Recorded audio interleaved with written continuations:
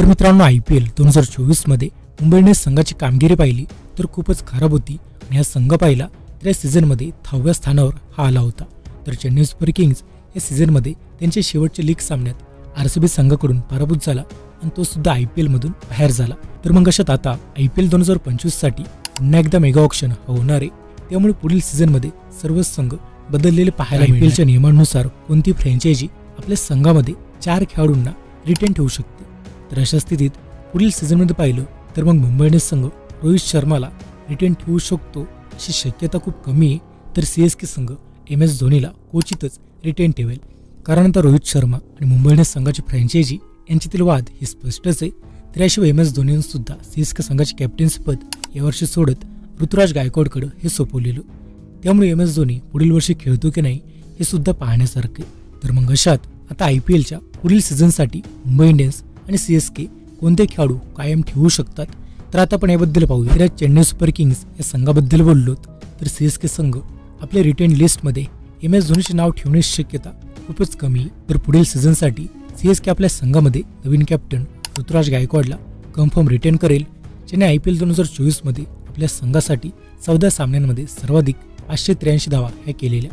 तर त्याचवेळी CSK संघ रवींद्र जडेजाला देखील रिटेन ठेवू शकतो, जो एक अप्रतिम अष्टपैलू खेळाडू आहे आणि याशिवाय गोलंदाजसह तो खालच्या क्रमाने फलंदाज सुद्धा ही करून देतो।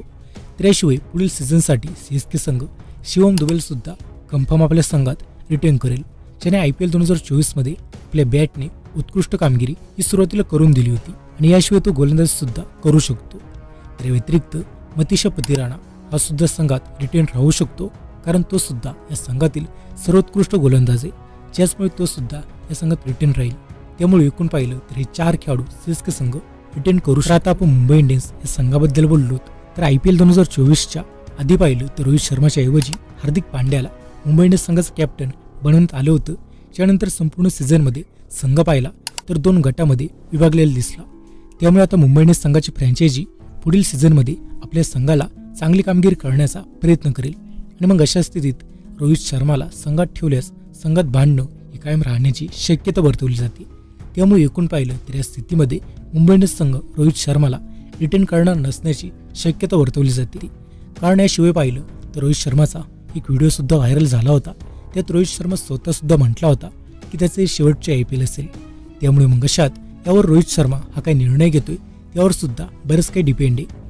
पण अशात मग मुंबई इंडियन्स संघ कोणत्या खेळाडूंना रिटेन करेल आपण याबद्दल बोललो तर यात पहिलं नाव आहे हार्दिक पांड्याचं, जो त्या संघाचा कॅप्टन असेल।